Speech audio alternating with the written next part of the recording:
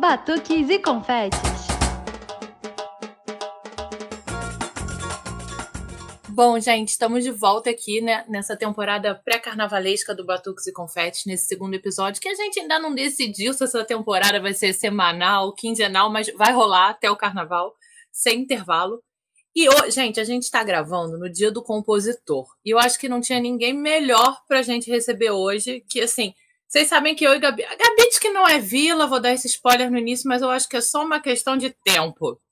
Mas eu não nego. Então a gente está recebendo hoje, né, os maiores compositores da nossa escola e um dos compositores desse samba que, gente, não tem o que falar do samba desse ano. Não dá para falar uma vírgula, assim, desse ano. André Diniz. Tudo bem, André? Parabéns pelo dia de hoje. Opa, obrigado. Obrigado mesmo. Prazer estar aqui com vocês, Nath, Gabi, pessoas da nossa escola, do nosso chão, né? Que a gente se curte. E é isso. Prazer estar aqui com vocês hoje, um dia especial também para mim. E que todos os meus mestres se sintam homenageados, em especial em todos os prazeres, que é nossa inspiração desse ano. Com certeza, nosso guia desse ano, né? Nosso guia. André, para começar, a gente tem uma pergunta aqui que a gente... tem 5 anos de podcast, a gente já tentou, mas não consegue fugir dessa pergunta, que é como foi o teu primeiro match com carnaval, assim, teu primeiro contato? Caramba, que coisa difícil. Assim, na minha infância, carnaval é uma festa do povo preto, do povo do gueto, da favela. Só que nos anos 70, que foi quando foi a minha infância, o carnaval também por vontade da ditadura militar, de explorar a diversão, um pouco até a nudez, né, que era explorada nas pornochanchadas. O carnaval invade a classe média. Então, eu sou talvez a primeira geração de sambistas de classe média, não enquanto uma ou outra exceção, mas sambistas de classe média, né? Pessoas cujos pais se apaixonaram por aquilo e frequentavam. Então, o meu pai não era um sambista, era um frequentador de samba. Tinha a ala dele, que ele organizava, a ala Nossa Gente, na Vila Isabel, que naquela época as alas eram particulares, né? Eram pessoas que se organizavam. Meu pai perdeu muito dinheiro com a ala Nossa Gente, tinha gente que ganhava dinheiro, mas ele perdia dinheiro com a ala. Então eu faço parte da primeira geração de classe média que nasce do samba, né? Então, se você falar assim, qual é o seu primeiro contato com o carnaval, eu não tenho a mínima ideia, porque eu já nasci com o disco da escola de samba tocando na minha casa, com a gente se fantasiando para ir para o carnaval, com meu pai falando da Vila Isabel, da Vila Isabel, da Vila Isabel, do Martim da Vila. Acho que o primeiro disco que eu prestei atenção na minha vida, o primeiro álbum de um artista, foi um álbum do Martinho chamado Martinho da Vila Isabel, que era só de sambas sobre a escola. Então foi nascendo uma paixão enlouquecida pelo meu pai, pelos gostos do meu pai e, consequentemente, pela Vila Isabel. E aí tem uma outra coisa que é muito, muito pitoresca, né? Eu morava no terceiro andar de uma vila de prédios, e eu morava no Casa 4, apartamento 301. No Casa 2, 102, tinha uma senhora chamada Dona Laurinha, e ela tinha uma empregada chamada Fátima, que era aqui do Morro dos Macacos. A Fátima tinha 2 filhos, o André, que era da minha idade, e a Andréia, que era da idade da minha irmã. Então, a Fátima, empregada da Dona Laurinha, levava os filhos para o trabalho. Então, eu brincava com o André, um menino do Morro dos Macacos, que foi o cara que me apresentou ao ritmo, porque ele era da bateria Mirim do Trambique, e eu comprei instrumentos, que eu tinha possibilidade financeira disso, e ele foi me ensinando a tocar, e levava os meninos da bateria lá para casa, o Bessa, o Mangueirinha. Eu até estava falando isso com o Mangueirinha, ele falou, eu não lembro disso. Eu falei, mas eu lembro de você na minha casa, lá no Grajaú, e a gente... Então, foi ao mesmo tempo, eu já tinha uma paixão pela vila por causa do meu pai, pelo Martinho por causa do meu pai, e passo a ter uma paixão pelo ritmo pela essa minha convivência com o meu grande amigo de infância, que foi o André. E aí chamavam os dois Andrés, o André Branquinho e o André Pretinho da Vila, né? E ali foi construindo a minha paixão pelo ritmo, pela música e pela Vila. E eu acho, André, não sei se você falou que estava aqui no Grajaú, eu digo que eu sou nascida e criada em Vila Isabel, mas eu tive um acidente que eu morei no Flamengo. Eu nasci no Flamengo e morei lá até 1 ano e meio. Mas como eu não lembro nada, então, para mim, eu sou nascida e criada em Vila Isabel. No família Flamengo da minha mãe. No Flamengo é uma honra. Não, e a família da minha mãe é toda daqui, então tô aqui. Mas no time eu não fui pro Flamengo, não. Fui mais para as Redondezas, fiquei no Fluminense ali, do ladinho. Mas eu acho que aqui no bairro a gente tem uma coisa muito de você respirar o samba, né? Por exemplo, eu lembro muito, assim, na época que eu era adolescente, aquela coisa de roqueira. Eu fui adolescente nos anos 2000, né? Então foi um boomzinho de rock de novo. Mas, por exemplo, o Martinho sempre foi uma coisa muito presente na minha vida. E uma coisa, você quando falou isso, eu falei, eu lembro do meu avô tinha um disco do Martinho, um CD já, né? Que era com a capa toda colorida, uma foto do Martinho. E era que tinha mulheres. Eu escutava aquele samba, meu avô escutava em looping. Então, eu acho que a história é muito parecida, Porque na minha adolescência também foi o primeiro boom do rock, ou o segundo, do rock nacional. Então eu adorava Barão Vermelho, Paralamas, Blitz. Eu adorava, eu curti muito o primeiro Rock in Rio. Foi coincidência, o primeiro Rock in Rio é 85, também foi o primeiro ano que eu desfilei. Parece que foi ontem, era o título do enredo. E a gente tinha, na época, a feirinha de fantasias. Aí eu escolhi uma fantasia, meu pai pagou o presidente da ala na época. Desfilei eu, meu irmão e minha irmã, porque não tinha ala de comunidade. A Vila começou a ter aula de comunidade no ano seguinte, quando o Laíla chega na escola e começa a fazer as aulas botando o morro para desfilar, né? Porque antes, até o próprio pessoal do morro, se não fosse segmento, que ganhava fantasia, até o próprio pessoal do morro fazia o carnezinho e pagava, né? Então, até o Laíla colocar as aulas de comunidade aqui. Eu vou confessar que eu tenho uma falha de caráter muito grande. Pode me julgar, que até eu me julgo que eu nunca desfilei. Eu frequento a Vila o ano inteiro, fiz oficina com PV lá de caixa há muito tempo, mas eu acabo no carnaval indo um pouquinho mais pro carnaval de rua, assim, daquelas que emendam um bloco no outro, e aí eu acabo não desfilando. É realmente uma... Mas depois nós campeões desfila, pô. Esse ano, aquele dia que a gente estava na gravação do clipe, eu já estava ali fazendo uns contatos para tentar na campeã desfilar. Faz isso, que é uma experiência. Ainda mais você que é Vila, pô. Meu sonho é bateria, mas eu tenho noção da minha condição, da minha noção rítmica e coordenação motora, que para mim, por enquanto e por um tempo, vai ser só em bloco mesmo. Não, mas daqui a pouco... Agora, é muito compromisso, né? Bateria de escola de samba é muito compromisso. Hoje se ensaia muito. Na minha época não ensaiava tanto. Hoje se ensaia muito, cara. Não fosse 5, 6 vezes, tá cortado. Na minha época não, era mais tranquilo. Eu brinco muito com o macaco. Eu falo, macaco, me dá uma pele muda ali que eu faço uma figuração bonita, pelo menos. Na minha época tinha chocalho vazio. Tá vendo? É disso uma coisa assim que eu precisava. E eu toco caixa, né? Caixa não, é mais difícil ainda. Não era aquele de platinela que nem hoje em dia, né? O chocalho era um bolão assim com os negocinhos dentro. Tinha gente que destilava com chocalho vazio. Porque aquela história, não sei se vocês conhecem, dos 320 componentes da bateria da Vila. Acho que 300 eram ritmistas, os outros 20 nem tanto, né? Porque eram compromissos que tinham que ser cumpridos, assim se diz. Mas estavam fazendo a foto. Não tinha Instagram e Facebook, né, para botar, mas se fosse hoje era a galera do Instagram. E André, a gente comentou um pouquinho, né, de futebol assim por alto, mas a tua história com samba tá muito ligada à tua história com futebol também, né? E eu vejo muito essa relação, porque, por exemplo, meu pai tocava caixa, eu herdei minha caixa do meu pai, mas assim, depois no samba só em bloco e tal. E ele também começou a tocar para ir no Maracanã, assim. Então eu acho que a história do, né, o carnaval com futebol no Rio de Janeiro são histórias que se complementam, né? No meu caso é totalmente. Eu deixo de ser o André que toca caixa, ou toca tamborim, principalmente. Eu deixo para ser o André que toca cavaquinho, que daqui a pouco defende samba tocando cavaquinho, e daqui a pouco aprende a compor a partir do Maracanã, quando eu vejo um músico chamado Marquinhos do Banjo, também compositor da União da Ilha, tocando, aí eu me apaixono e tento aprender a tocar o banjo, E dali aprendo a tocar o cavaquinho, e dali, minimamente, né? O suficiente, na época, para desfilar tocando e para tocar nas disputas de samba. E aí, depois, eu e Bocão, a gente passa a defender samba, ele cantando, eu tocando, a gente levando a torcida.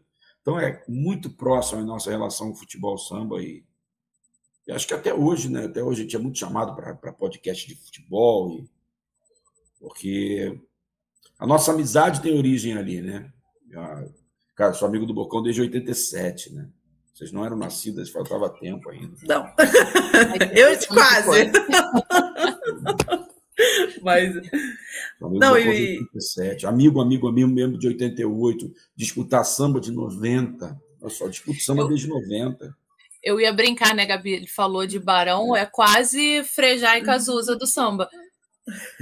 Teve um cara no YouTube, naqueles comentários do vídeo, que botou o nosso Lennon e McCartney. Eu sou suspeita, eu toco no Sargento Pimenta, então para mim é a melhor comparação.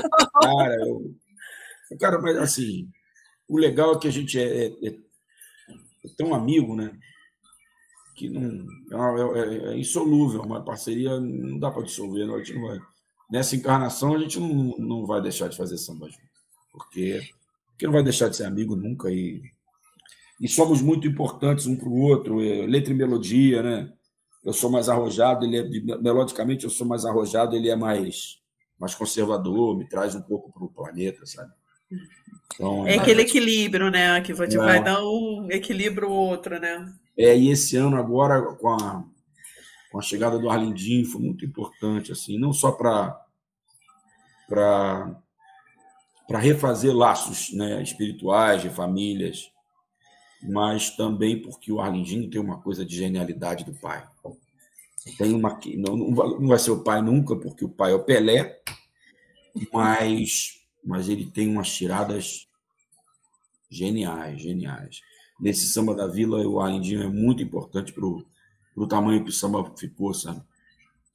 Eu recentemente estava assistindo uma entrevista de vocês, né, no Charla, e vocês contam, né, da história. Eu falei, gente, foi aquele assim, ele chegou para dar aquele toque, tipo, vocês vão ter que me aturar. Isso mesmo, de botar o macumbeiro, foi ele que alargou, né, porque era o macumbeiro Nagô, de todos os tons, é a ideia dele, e toda a construção foi um pouco, foi realmente a três cabeças, né? Falar assim, as primeiras entrevistas que eu dei assumindo a participação do Arlindinho, a gente fala uma coisa, às vezes as pessoas entendem outra, né? E eu, por falar, ele entrou no samba a partir do momento que ele falou isso, e as pessoas, tá vendo, o Arlindinho só fez isso. Não foi isso que eu quis dizer, não. Eu quis dizer que ninguém entraria, ele entrou quando deu essa ideia. E aí o samba foi todo construído por todos nós, o samba foi todo financiado por todos nós, o samba foi todo cantado por todos nós três, e só por nós três. Não existe parceiro oculto, não existe financiador oculto, não existe... O cara que fez a sopa fui eu e o Batata, lá que ajuda sempre. Então, é muito legal. Eu acho que é um samba, né, André? Muito assim, a gente, de novo, né? A gente que é daqui, que tá acostumado a ver os sambas. O meu pai fala muito isso. Ele fala, cara, a Vila, quando vem com essa força... Meu pai era ilha até vir morar aqui. Quando ele morava no Flamengo, ele era ilha. Veio morar aqui, virou Vila Isabel de ir para as coisas comigo. Ele que vai. Isso é ótimo, né? A escola de samba não tem o preconceito que tem no futebol, né? De você sair de um lado e para o outro. Conheço muita gente que é Vila e boa parte dos grandes nomes da escola não nasceram Vila. Vai ao longo da vida, né? Se tornando. E ele fala muito isso, cara, a Vila quando vem com essa força, ninguém segura. A Vila quando vem assim é difícil. Tomara que ele esteja certo. A gente está muito feliz com a repercussão, com o jeito que a escola está encarando. Estou muito feliz. E esse samba foi isso, né? Eu lembro, eu não fui na primeira disputa, a Gabi foi porque ela é baiana, né? Ela falou, amiga, tem um samba que vai ganhar, não tem concorrente, é esse samba. E aí, quando eu fui na segunda, eu falei, é isso mesmo. Não, na hora que o refrão bateu na quadra, eu acho que acabou ali a disputa. Se já veio da internet, assim, com a onda que o samba é foda, o samba vai ganhar. Eu acho que quando bateu na quadra, o primeiro Araia e eu, Aí acabou, acho. Eu lembro que depois, quando foi anunciado, eu tava naquele momentinho que eu fui ali fora beber uma água, dar uma respirada, amiga, acho que anunciaram, acho que a gente perdeu o momento mais importante. Mas aquela saída na 28, cara, eu acho que não teve quem não chorasse. Você olhava em volta, era uma situação de catarse, assim. Era uma catarse coletiva. E todo mundo se abraçando, todo mundo comemorando, assim. Foi um negócio muito bonito que eu não via há muito tempo, assim, de verdade. Eu acabei lá, eu não vi esse momento, só vi no final, quando falei com vocês, inclusive. Sim. Aquela primeira saída, eu estava lá dentro da entrevista e fala, e abraço, e esse negócio de não ser onipresente é ruim, né? É muito ruim. O meu problema no carnaval, eu falo, por que tudo tem que acontecer ao mesmo tempo? É minha vila, é escola, outras escolas, bloco, é Maracatu em Recife, que eu amo. Não podia ser um pouquinho mais dividido? A gente não podia dar uma olhada em cada lugar, né? Então, aquele momento da disputa ali, do resultado, aquele momento eu queria estar em alguns lugares diferentes para ver a reação das pessoas, porque foi mágico, né? Eu confesso que eu não credenciei. Eu falei para Gabi, Gabi, você não pode credenciar que você vai estar como baiana, mas eu também não vou credenciar não, porque eu quero curtir meu momento torcedor, assim. A gente faz o que dá para fazer, mas ali eu vou como torcedora. É isso. E eu também não sabia muito do que quer dizer, eu tive algumas dicas de que ia acontecer alguma coisa diferente. E o Marcinho, que estava no outro samba, o Gustavinho, sempre alguém deixava alguma coisa no ar, assim, para o César Feital, mas quando o Marcelo Pacífico, lá, o locutor, falou samba de número 1, eu falei, esse time não vai ser o normal. Normal. Aí o presidente pega o microfone e fala, os compositores dos sambas aqui, eu fiquei em dúvida se era... do primeiro samba, né? Primeiro. Eu falei, por desencargo de consciência, eu vou descer. E aí fui descendo aos pouquinhos, mas ninguém falava nada, eu fui chegando perto do palco, ninguém falava nada. Eu falei, acho que estão me esperando, né? Aí subi, aí houve aquela catarse lá, aquela coisa mágica. Não, André, e eu, por exemplo, eu até tenho uma história um pouco complicada com disputa de samba, porque eu tenho primos que são compositores, então eu já vivi algumas disputas de samba que foram tanto complexas, assim, sabe? De perder o samba, todo mundo desesperado, enfim, brigou, aí, enfim, uma série de coisas que tanto que eu geralmente não acompanho tanto disputa de samba, né? Eu acompanho as escolas que eu estou, que, né, diretamente, né? Que é a Vila, a Em Cima da Hora e o Arrastão de Cascadura, né? Que são as 3 escolas que eu estou mais presente. Mas, afinal de contas, qual é a sua escola, Gabi? Em Cima da Hora, sou Em Cima da Hora. Eu decidi em cima da hora, virando a curva que eu era Em Cima da Hora. Mas ela já está no azul e branco, André, só um tempinho. Mas, assim, essa coisa da disputa, né? Aí, quando escolheu o enredo, tudo, eu falei, não, vou acompanhar desde o começo da Vila, assim, sabe? E é sempre eu e meu pai, né? Meu pai também é do... Meu pai e minha mãe se conheceram no barracão, né? A galera que escuta o podcast já tá... Há muito tempo sabe dessa história, mas, assim, meu pai fazia carro alegórico, né? Tipo, a parte de decoração, tudo, e minha mãe era cozinheira, né? Então, eles trabalharam no barracão da Mocidade, do Salgueiro. Meu pai era o queridinho do Castor. O Castor adorava o meu pai, que meu pai era muito porra louca, assim, entendeu? Era hippie e tudo. Então, assim, meu pai ia sempre comigo, né? E aí todo mundo falava... Gabi, essa lenda é que a Gabi quase nasceu no barracão. Foi questão de dias, assim. Se não fosse uma tia minha que era baiana de escola de samba, eu realmente ia nascer no barracão, assim. Mas, assim, durante essa disputa, né, tipo, desde o primeiro dia, né, senti esse clima, assim, sabe? Aquela coisa da 28, e as pessoas chegando e falando, não, mas vai ser o samba do André e do Bocão, que não sei... Não, mas vamos escutar os outros, mas a gente sabe que vai ser esse, tudo. Então, foi muito legal, assim, acompanhar esse processo, sabe? Eu acho que me deu uma curada, assim, das disputas de samba, porque eu já vi tantas disputas traumáticas. Essa foi uma disputa, assim, que eu falei, foi tão legal, eu acho que dá para ano que vem acompanhar mais, entendeu? Eu acho que essa coisa de eu quero ver na 28 tá tomando todo mundo, né? Todo mundo. Eu ia te fazer essa pergunta agora. Eu quero ver na 28 também. Estou tão ansioso pela 28 quanto pela Sapucaí. Os ensaios técnicos também serão com som, né? Diz que os 2 ensaios já Isso. serão com som oficial. Vai ser brabo. E aqui em casa eu não tenho nem o direito de não saber como é que foi na 28, porque eu moro perto ali aqui da pracinha, aquela pracinha do falecido 464. Sim. E mesmo que eu não vá 28, eu escuto aqui de casa a saída, eu escuto Tinga toda semana. Eu moro quase no Planalto aqui do Grajaú. Uhum. Eu escuto daqui. Aqui o início é como se fosse... Eu hoje até estava escrevendo um texto. Que eu confesso que olha, eu não escrevi há muito tempo, André, assim, de sentar e escrever as minhas experiências, sabe? Eu escrevo o dia inteiro pela profissão. Mas eu levei isso até para terapia. O primeiro texto que eu escrevi depois de muito tempo foi depois daquela final sair na 28. Assim, sentar e ter vontade. Eu gosto de escrever à mão, né? Tirando os textos de trabalho, os meus, eu gosto de escrever à mão. Até a pauta do podcast, tudo eu faço à mão. Mas eu levei para terapia. Falei, cara, foi a síntese daquela frase fé na rua. Sensacional. Foi isso.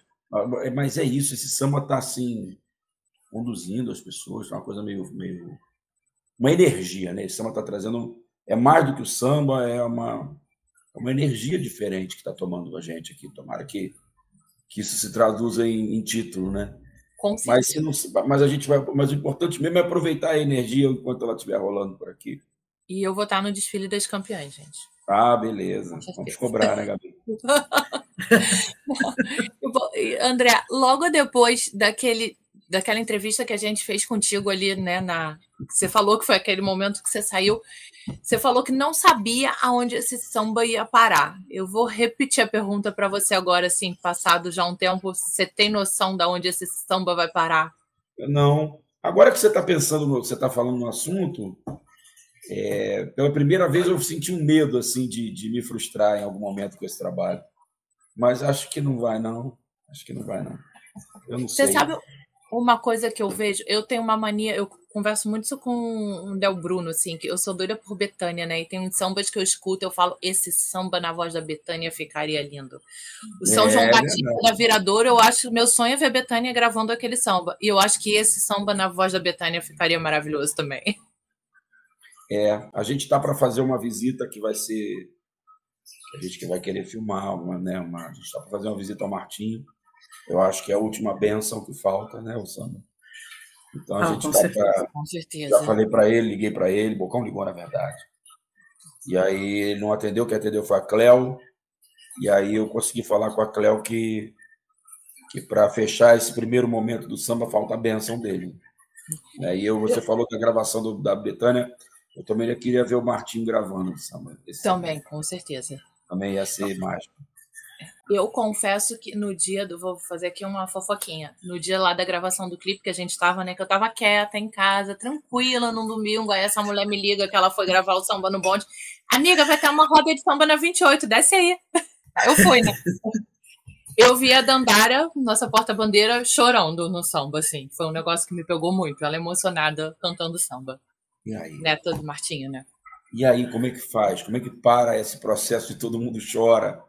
É muito, muito de Oxum o samba. Eu não sou de candomblé, né? Eu sou messiânico, mas esse samba todo mundo chora, gente. Esse samba é muito de Oxum. E essa história da Oxum é legal porque foi realmente um estalo, assim. Caramba, a Vila nunca fez um samba, a Vila de Nossa Senhora da Conceição, e a Vila não tem nenhum samba para Oxum, que eu lembre. Eu falei, o refrão tem que ser a Oxum. E aí veio o papo do Xangô também, do Heitor dos Prazeres ser de Xangô, e depois a surpresa que o Vinícius Natal me contou que o Heitor é de Xangô e Oxum, e que a Vila é de Oxum, mas tem um Xangô assentado para a escola no alto do Morro do Macaco. É muito... Essas coisas... Meninas, esse samba a gente foi muito conduzido assim. Você fazer um samba tão rápido e tão perfeito e tão... Acho que a gente foi muito mediúnico. Porque às vezes o compositor é isso, vocês que escrevem também, né? Às vezes você fala, isso aqui está saindo muito rápido e muito perfeito para ter sido feito do meu pensamento, né? De alguma forma, cada um interprete como quiser, de alguma forma é a intuição, de alguma forma é a espiritualidade. Não, e essa coisa do chorar, né? Quando saiu a entrega, né? Do dia que vocês entregaram o samba, né? Na quadra, tudo, né? Eu estava eu estava dando aula particular, né? Eu sou professora de matemática, tudo, aí estava voltando de uma aula particular e estava todo mundo assim, ai, o samba maravilhoso, não sei o quê. Eu falei, essa galera é muito emocionada. Aí eu não tinha escutado ainda, né? Aí eu estava no ônibus, voltando para casa, botei o samba. Quando eu comecei a chorar copiosamente no ônibus, tanto que o cara que estava sentado do meu lado falou assim, você está passando mal? Eu falei, não, tá tudo bem. Quando eu cheguei na final, amiga, eu nem te contei isso. A minha mãe me perguntou, né? Eu e Gabi, André, nós somos amigas de escola. Assim. Muita gente acha que nós somos namoradas. A gente não, a gente é amiga, assim. Se fosse, não teria o menor problema. Mas a gente é amiga desde muito tempo, assim. Talvez seja uma amizade até mais forte do que muito namoro. Mas a Gabi às vezes vem aqui em casa, fica com a minha mãe, eu nem tô junto, que ela trabalha aqui na Oeste. E aí minha mãe falou, tipo, foi aquele samba que a Gabi falou que chorou? Eu falei, foi esse mesmo, mãe, que ganhou. Mas é a Gabi que fala que chora, é o Tinga que chora, é o Moisés que chora, é o presidente que chora, é o macaco que chora, é todo mundo. Não tinha jeito. É muito forte. É muito forte. Parece que é uma... É aquilo que eu te falei da energia. E aí, nossa missão é manter essa energia, manter essa força tão positiva, a gente está tão protegido, imantado. Acho que a gente tem que manter isso aí, tentar manter esse clima para até sábado das campeãs encerrar o desfile, se Deus quiser.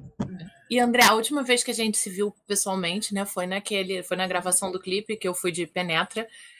E o clipe saiu hoje também, assim, as imagens estão maravilhosas, né? A condução da história, a narrativa tá muito bonita. E o Como bonde? É que foi para você ver seu trabalho em imagem, né? Ver o seu trabalho no visual? Olha, eu ainda não parei para ver com detalhes, porque eu sabia que eu ia aparecer a Gabi no ônibus, entende? Ela tá no bonde dessa vez também. Eu comecei a ver no carro, assim, eu tava dirigindo, aí o carro parou num sinal, aí eu abri com a minha filha do lado, aí comecei a me emocionar e minha filha, pai, larga o celular, tá andando, ela me dá bronca quando eu estou dirigindo com o celular. E aí preferi não encostar mais para não chorar mais, porque eu senti que ia dar ruim, entende? Não, e eu preciso te agradecer, André, porque eu andei de bonde na 28 graças a esse samba. E o bonde foi onde tudo começou, né? Sim, para mim, sem dúvida, foi o samba do bonde lá de 94, para mim, pro Bocão. O primeiro samba que a gente compôs, né? A gente já tinha assinado o samba do Arranco, né, de 92, mas não é um samba nosso. É um samba em que a gente... Porque tem sempre assim, depois que o samba ganha, ainda mais naquela época que dava dinheiro, hoje não dá mais tanto assim. Mas naquela época, quando o samba ganhava, os compositores faziam uns agrados assim, para os músicos, para quem ajudou, e a gente não recebeu o agrado. Os caras ganharam o samba e não deram nada para a gente. E ao invés de dar o agrado, o compositor da época, que era o Adil, falou, pô, cara, eu não dei o agrado para vocês, vocês não querem disputar com o Samba Meu no Arranco, não? Vocês botam o nome. Então, o agrado do samba de 91, da Vila, que a gente ganha, foi o samba de 92 do Arranco, em que a gente não compõe. A gente acerta alguma coisa, mas não compõe. Compor mesmo, essa parte da letra é minha, ou essa frase melódica é... Não, a gente ajeitou frases que já existiam. Então, o primeiro samba que a gente compõe mesmo, juntos, não é o primeiro que a gente compõe, porque eu já tinha feito samba para entrar na aula de compositores da Vila, que tinha uma prova. Eu fazia um samba sobre o seu Rodolfo de Souza. E o Bocão tinha feito o samba dele. O samba do Bocão tirou em sétimo. Não, o samba do Bocão tirou em terceiro e o meu tirou em sétimo. Classificaram 20. Entrou o Leno Dias, entrou o Toninho Gerais na aula de compositores da Vila naquele ano. Foi um ano estrelado, né? Toninho Gerais, que é um portelense, né? Mas ele entra na aula de compositores da Vila em 92.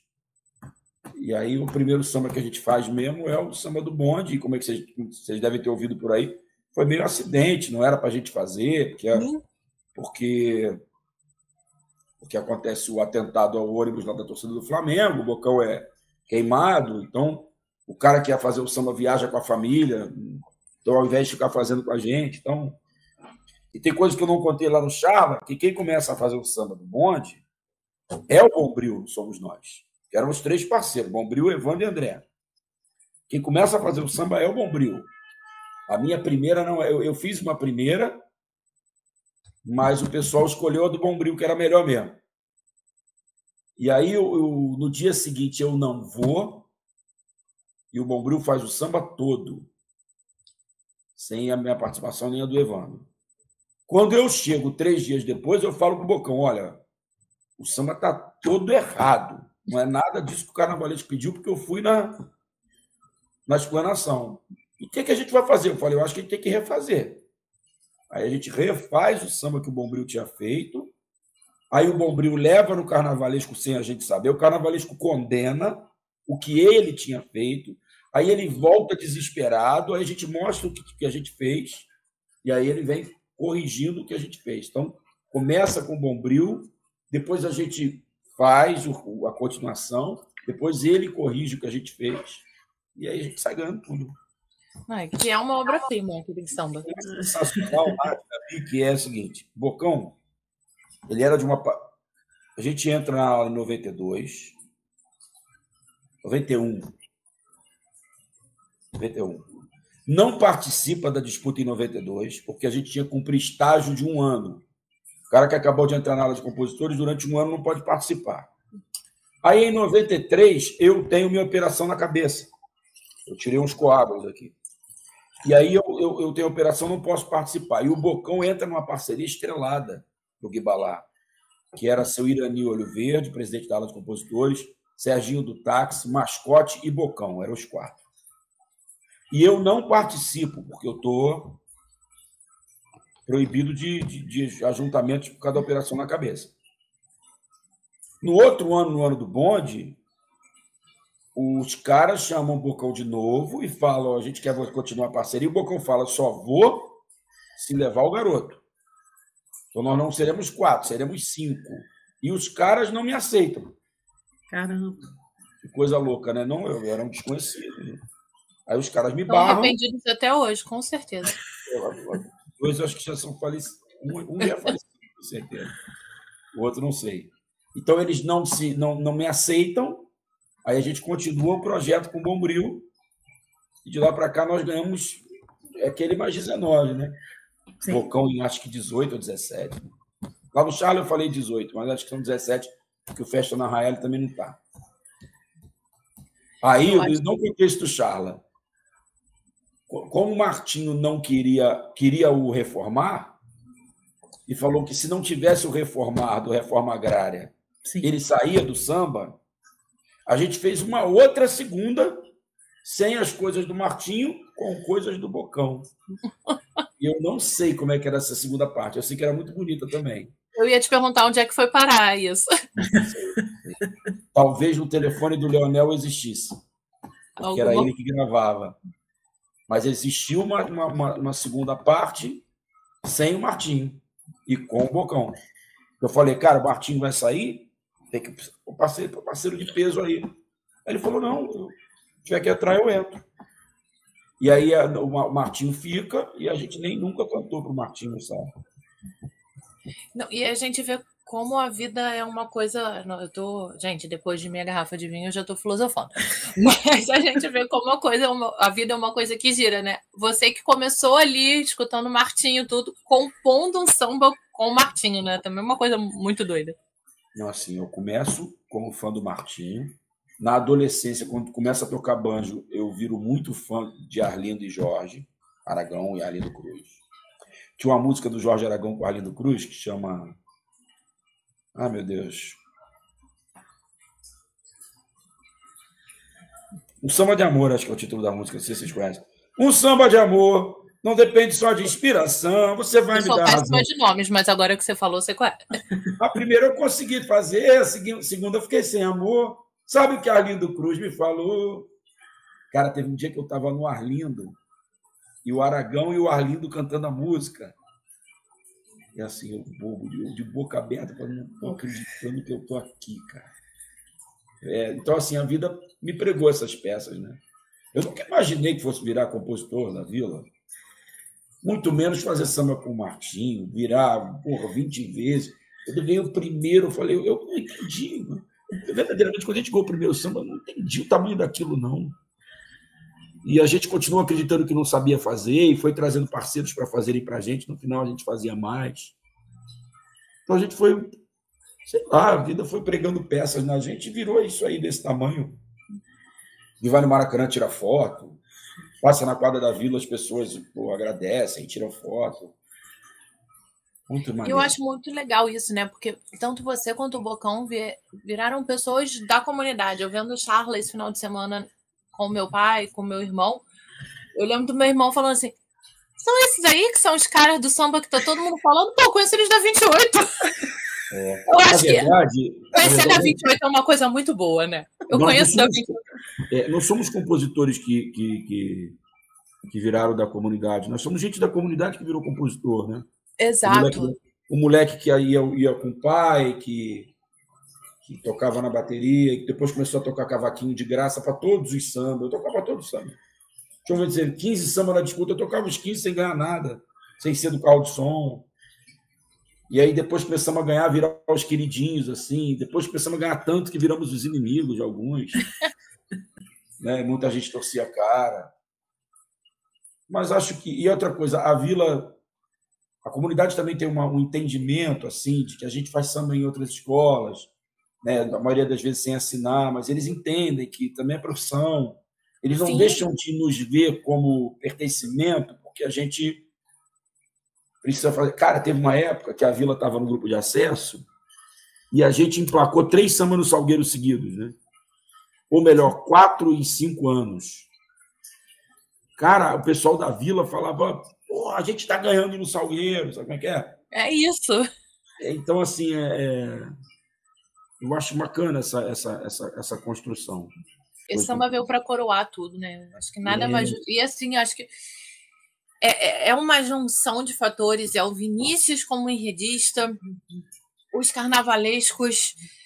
A gente falando de macumba, que eu gravei com o Vinícius no produção, eu falei para ele, Vinícius, se quiser eu corto depois, mas a gente precisava muito falar de macumba. A gente precisava muito falar. E na nossa, da ancestralidade do Rio de Janeiro, da ancestralidade da música, da ancestralidade religiosa, e a gente forçou muito no samba a ancestralidade da escola. Sim, gente, isso é muito importante. Essa escola está de pé e do tamanho que tem, por causa dos Guimarães, sim, sem dúvida. Mas que o capitão socorreu a Vila muitas vezes. Mas essa escola está de pé por causa do Paulo Brazão. Meu pai me falava o seguinte: a primeira vez que eu vi o Paulo Brazão enquanto figura foi no pé de passagem do Kizomba, não sei se vocês conhecem o carro, né? Veio um carro na frente da Vila, veio um carro com o Paulo Brazão num trono. Que vai, apresentando. E aí eu falei: pai, quem é esse cara? Aí meu pai falou: ele teve um derrame, mas ele é um compositor da escola. Mas por que estava na frente assim com essa pompa toda? Porque ele falou: porque toda vez que a Vila teve largada, que ninguém queria pegar, e que essa escola ficou próxima de acabar, lá nos anos 60, quem pegava e não deixava ela quebrar era o Paulo Brazão. Ele estava ali sempre presente. Ele estava segurando a escola para não deixar ela quebrar. Então, assim, a Vila é a Vila dos Guimarães, mas é a Vila do Seu China.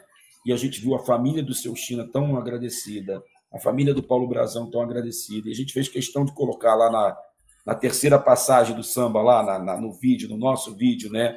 A gente foi colocando a maior quantidade de figuras representativas da escola, Dona Ivanísia, a avó do Vinícius. Cara, o Vinícius uma vez falou uma coisa para mim tão maneira.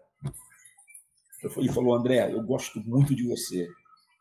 Tu é um cara que eu admiro pra cacete. Tu é Vila pra caramba, mas você foi o vilão da minha infância. Olha, porque ele estava da dele. Que coisa linda ele falar isso para mim. Que nível de confiança a gente ganhou para ele virar e falar: você foi o vilão da minha infância. Como assim foi o vilão da tua infância? Você ganhava da minha avó. Uhum. Eu falei: caramba, cara, desculpa, eu não quis ser o vilão da sua infância. Isso, eu acho que tem uma coisa muito... Eu comento muito isso aqui, assim, as pessoas já devem estar até de saco cheio de escutar isso, mas eu acho que quando você começa a frequentar a escola, porque hoje eu estava até falando sobre isso no meu trabalho. Eu até começar o podcast, eu era Vila Isabel, mas sou Vila Isabel, vou aos ensaios na 28, volto para minha casa, tudo bem. Quando eu comecei a fazer oficina de percussão na quadra, comecei a fazer o podcast, conhecer as pessoas, tá naquela quadra todo dia, assim, chegar ali no mercado. Outro dia eu tava no mercado, encontrei com o... Ai, gente, eu sou péssima no nome. O filho do mestre, com o Cassiano. Encontrei com o Cassiano, aí meu irmão perguntou quem é. Eu falei, porra, é o filho do mestre Mug. É só o filho do mestre Mug. E isso me deu uma noção de... Isso que você falou, né? De pertencimento, de você estar ali, de comunidade, que no teu caso até ser vilão é bom, porque você está ali. Então, e assim, esse samba também trouxe o apoio de históricos assim, adversários, de gente que durante muitas disputas falava até mal da gente às vezes, mas esse samba trouxe até essas pessoas para o nosso lado. Esse samba é muito mágico, é muito... E assim, eu estava falando do Paulo Brazão, do China, do seu Rodolfo, dos Carlos, cara, do Bocão, cara. Porque quando a Vila estava lá no grupo de acesso, quem pegou foi o Bocão, quem trouxe de volta foi o Bocão. Exato. Nath, eu não sei se alguém conhece, eu acho que ninguém conhece. Grupo de acesso, naquela época, o dinheiro era muito raso. E a gente sabe o que foi, como a gente sofreu para colocar a Vila na Avenida do Paraty, como a gente estava financeiramente muito longe das corrimãs. Mas, de uma forma qualquer, a gente arrumou um jeito, botou o carnaval e ganhou. E a gente ganhou com o último carro condenado. O Ferreiro falou, esse carro não cruza a avenida. E o carro quebra no portão, lá no último portão. Ele passa o último portão e desarma. Mas o carro quebrou depois. E assim, a escola quicava, dançava, pulava. É uma coisa... E aí você sobe. Sabe o que acontece quando você sobe? Acabou a miséria. Sim. O dinheiro vai jorrar. É impressionante. E aí tem um cara que fala, tudo bem, o dinheiro vai jorrar, mas tem aquele cara ali, que na época era o Moisés, que vai fazer a Vila ser maior do que comigo.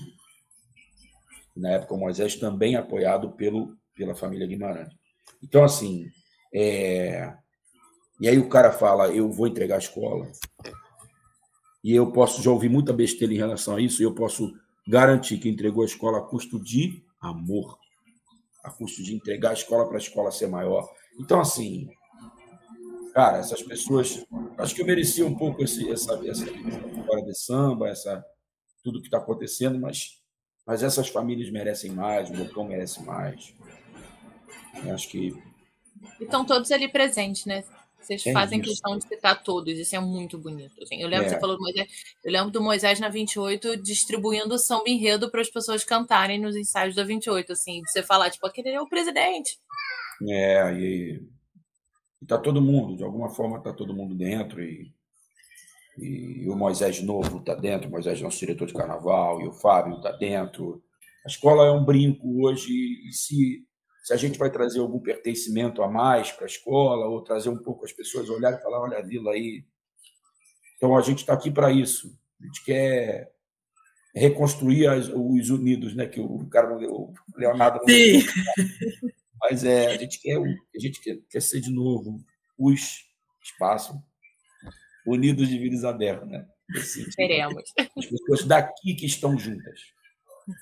E se tem pessoas de fora que profissionalmente podem incorporar os daqui, não, são todos muito bem-vindos, e respeitando a nossa essência, são todos muito bem-vindos, e a gente quer o resgate da nossa essência com o Vinícius, com os meninos, os carnavalistas que entendem tão bem o que somos nós.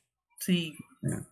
Eu tenho uma passagem sensacional, eu peguei um avião, não lembro aonde, fez escala, não sei aonde, eu sei que eu estava voltando de avião, e estava do meu lado a mãe do Gabriel. Caramba. Ela não sabia que eu era compositor e eu não sabia. E eu não lembro como é que veio o assunto. E eu sei que foi um contato tão bacana. Eu falei, pô, manda um abraço para ele, eu sou muito fã do trabalho dele. E ela deu a entender em algum momento, mas você faz samba em que escola? Eu falei, Vila Isabel. Aí ela, em algum momento, falou assim, eles têm muita vontade, eles gostam muito da Vila Isabel. Aquilo para mim foi, pô, cara, que legal, os garotos gostam desse. E eles são muito importantes. Tem muitas pessoas que são importantes nesse samba. O Pedro, vice-presidente da Liga, é muito importante. Porque ele vira para a gente na Sapucaí esse ano, e fala, cara, não tem nada contra vocês, acredita, participa mais da escola. E os carnavalistas também. Eu encontrei com eles num evento lá na cidade do samba, num pagode, aniversário de uma amiga chamada Patrícia, professora de geografia. Encontrei com eles falaram, não deixa de fazer samba.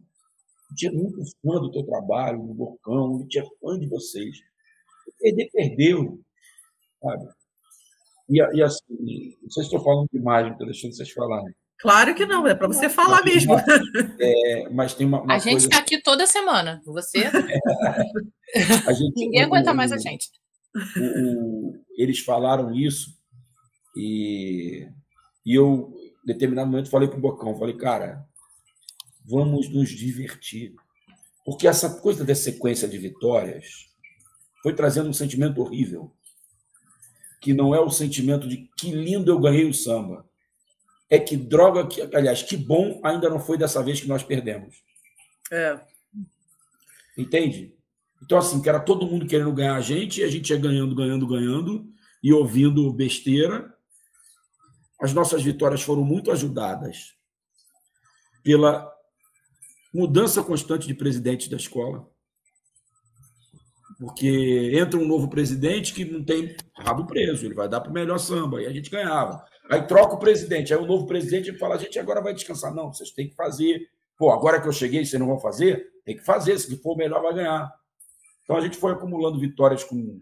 A gente ganhou com o Lício, depois Walter Lopes, depois o Lício de novo, depois Bocão, e ele não estava no samba, de jeito nenhum. Enquanto ele mandou na escola, ele não tinha participação nenhuma, nem viu o samba. Aí depois Moisés, aí depois Wilsinho, aí depois Juninho, aí depois Bernardo, aí depois Fernando e agora Luizinho. Das nossas 20 vitórias, acho que temos, nem contei, mas acho que temos 10 presidentes diferentes.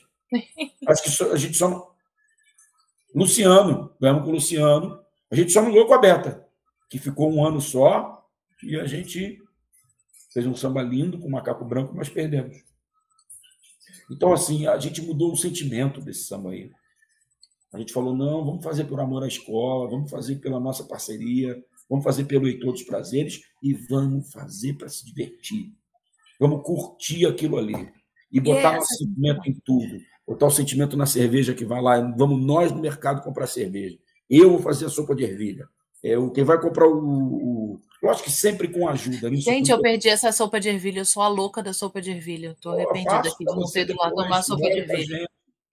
Eu sou a pessoa que vai para o bar, aí, amanhã é dia, amanhã eu faço ensaio de sargento, a gente ensaia na Lapa, então pede ali uma cerveja depois, né? E todo mundo chega, pede Gorjão, não sei o que lá, eu peço, traz uma sopa de ervilha para mim, por favor. Eu sou fanático por sopa de ervilha, Nath.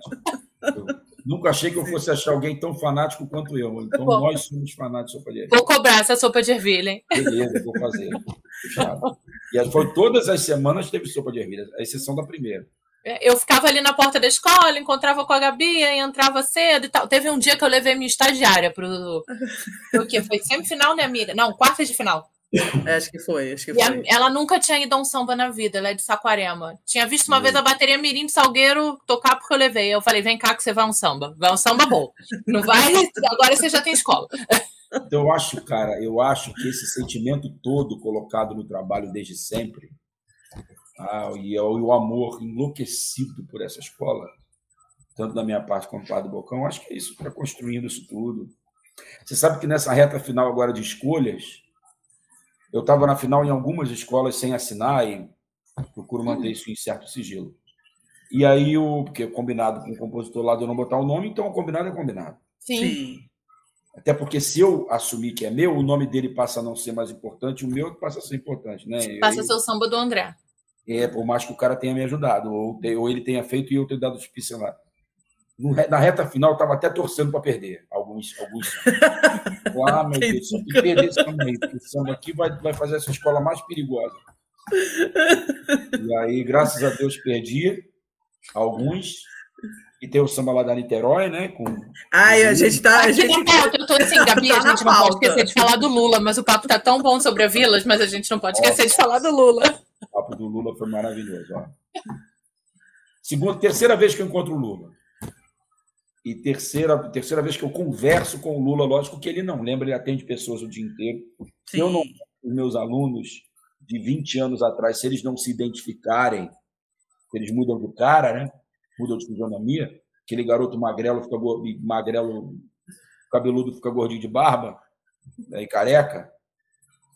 Então, assim, se eu não lembro muito dos meus alunos, ele não lembra de mim, seguramente, mas eu lembro dos 3 episódios.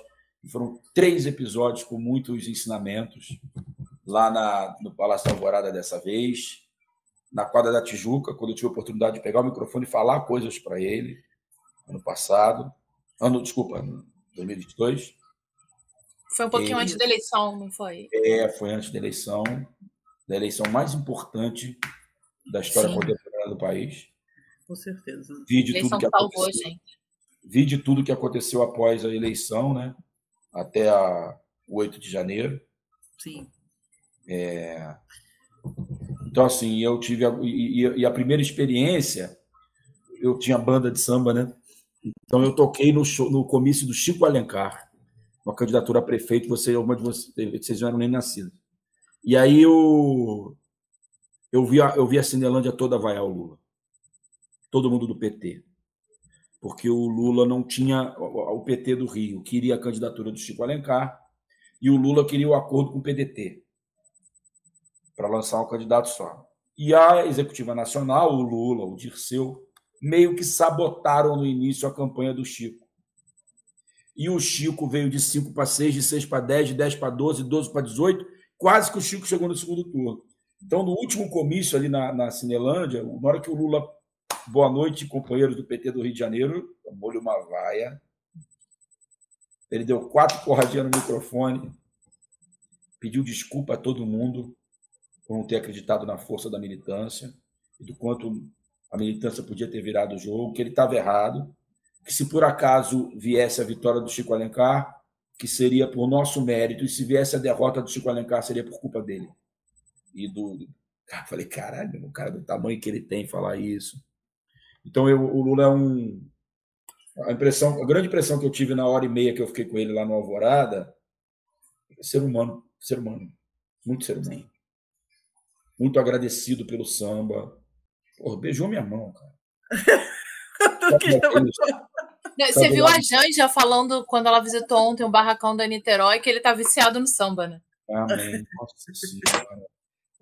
Nath, eu fiquei do lado dele, na mesa, a Tereza, os outros compositores, Fred, ficaram um pouco mais, Fionda, Lequim, ficaram mais periféricos um pouco. Mas do lado do Lula, fiquei eu e a Tereza. Não fui eu que sentei do lado dele. Eu tinha uma mesa para ele lá, para a comitiva dele, ele a Margarete, a esposa da Margarete, a Janja. Então tinha uma mesa lá da cúpula e a minha mesa. Onde estavam os compositores. O César Feital estava um pouco mais lá. E aí ele se pegou a cadeira, sentou entre mim e a Tereza. Então, eu expliquei para ele que o samba seria a mãe dele cantando para ele, né? Aí ele tomou um susto assim, me deu uma regalada de olho.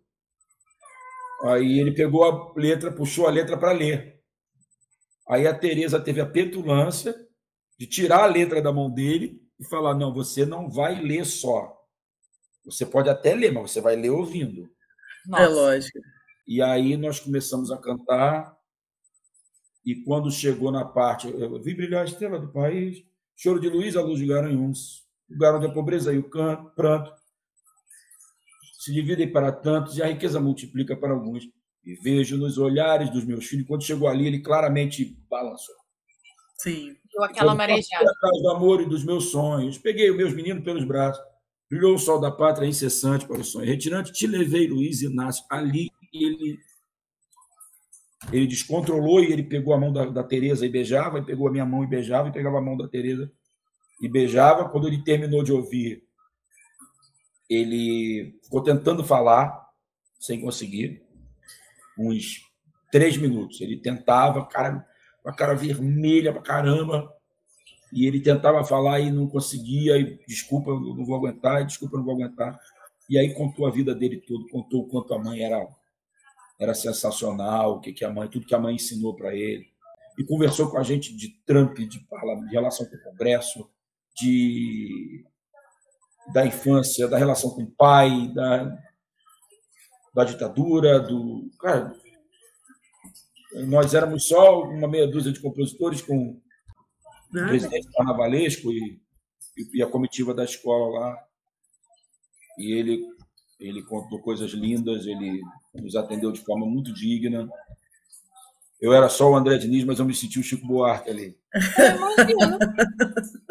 Mas assim, vocês estão ali na mesma linha. O Cravalbinho, eu acho que vocês estão dividindo o mesmo parágrafo. A mesma ideologia, sim, mas a mesma. Falou muito da pandemia, né? Do quanto ele acha que a condução foi equivocada, que foi muita irresponsabilidade, muita. Sabe? Então, assim, foi um dia daqueles que você. Alguns dias da minha vida eu falei, zerei a vida. Quando a gente trocou o telefone ali depois da Vila, né? A gente trocou o telefone ali depois daquela entrevista, logo depois você foi para Brasília, né? E a gente por acaso te mandou mensagem no dia, eu falei, Gabi, nem dá para concorrer, vamos falar com o André de novo. Para concorrer com o Lula não tem como. Não dá para ouvir, porque você chega lá e tem que entregar o telefone, né? Sim. Você não fica com o telefone, vocês vão ser recebidos agora por um chefe de Estado, então a gente pede desculpa a vocês, mas os telefones vão ficar aqui. Aí tu deixa e é super justo. É lógico, porque a quantidade de coisas que ele falou lá, algumas coisas ele falou bem particulares assim da condução do país, das dificuldades, e seguramente se alguém gravasse não seria. Sim. Ele nunca sabe onde está pisando, né? É sempre um pisar no desconhecido, assim. E assim, não falou nada demais que a gente não saiba, mas falou de uma forma informal, né? Então, sim. A voz dele tem outro peso. Lógico. Então, assim, mas foi um dos momentos que eu falei, alguns momentos da minha vida eu falei, zerou, resetei, começa tudo outra vez. E eu resetei 2 seguidas, né? A Vila com a... Na mesma semana, né, praticamente. E foi na mesma semana até. Acho que pouco tempo depois.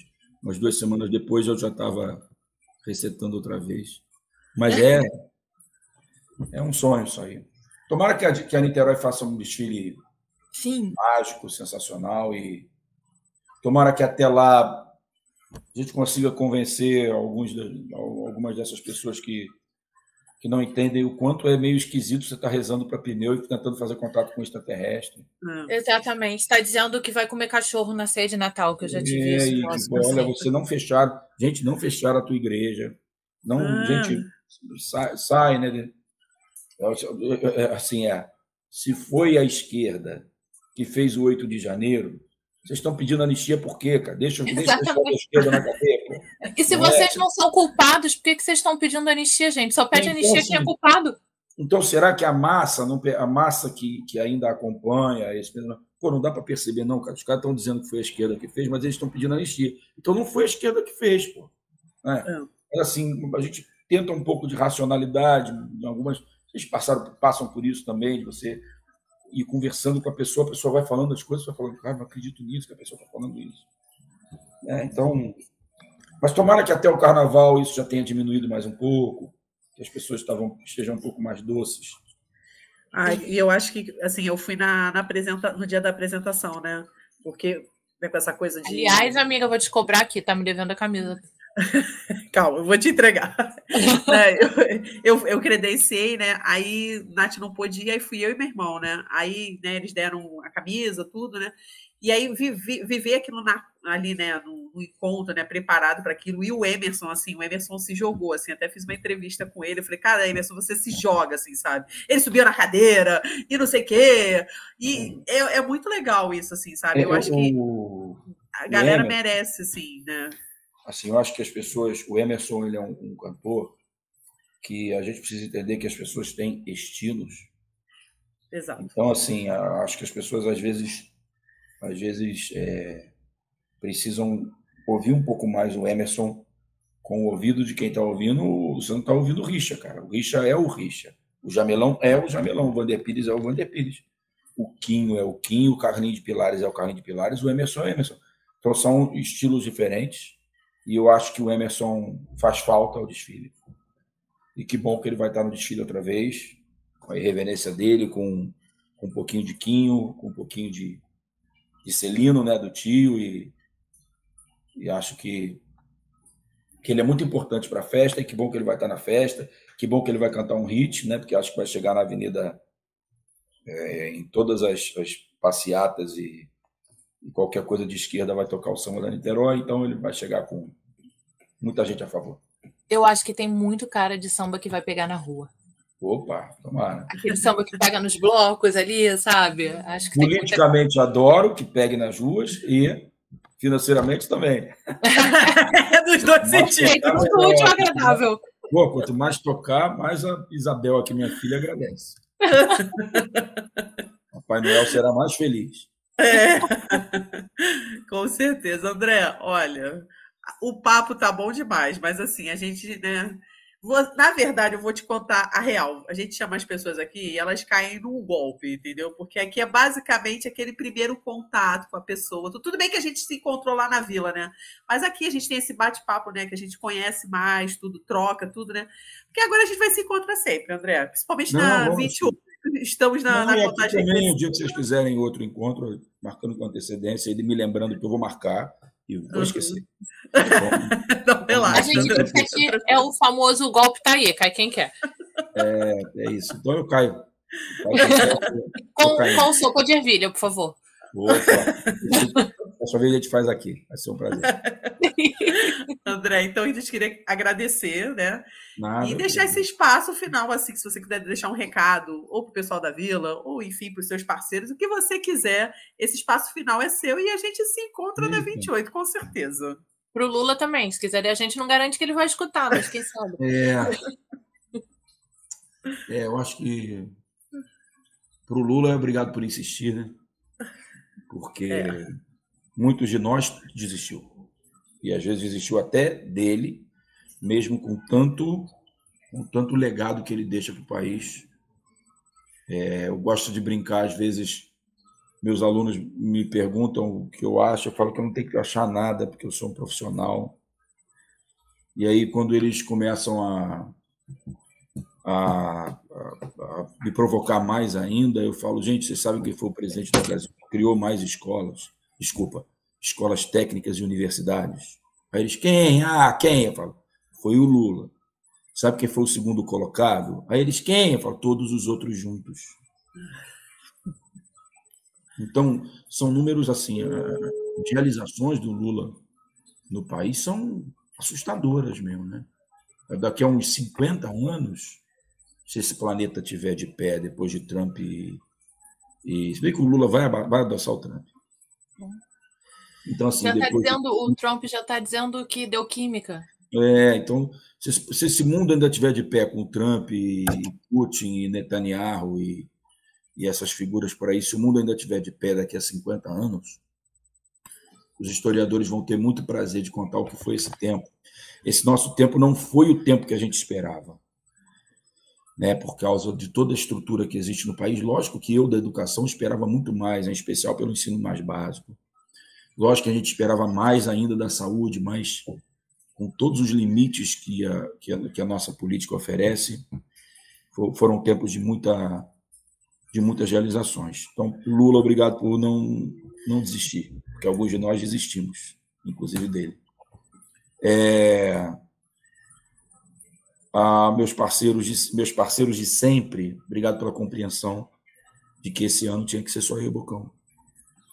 E que continuamos amigos, mas que esse ano a gente precisava dar esse recado para o mundo do samba, para os compositores todos. E cada lugar que eu vou, quando eu encontro o Lequinho e o Fionda, eu falo, cara, vem só vocês na Mangueira, ou vem vocês com o Guilherme, com o Paulinho, mas vem só vocês, Fadico, mas vem vocês, precisa de mais, precisa de 8, 9 para quê? Como falei isso já para o Fred, do Salgueiro, né? Então, assim, obrigado, meus parceiros, pela compreensão, obrigado ao Evandro pela parceria de sempre. E a comunidade de Vila Isabel, nós estaremos juntos a partir do dia 15 de outubro. Até onde eu sei, nosso primeiro ensaio vai ser fechado só aos segmentos. Estarei lá, de Baiana. É o dia que o sargento vai folgar, que é dia dos professores, a gente não vai ter oficina, eu vou estar lá de penetra mesmo. Tomara que a gente se encontre lá.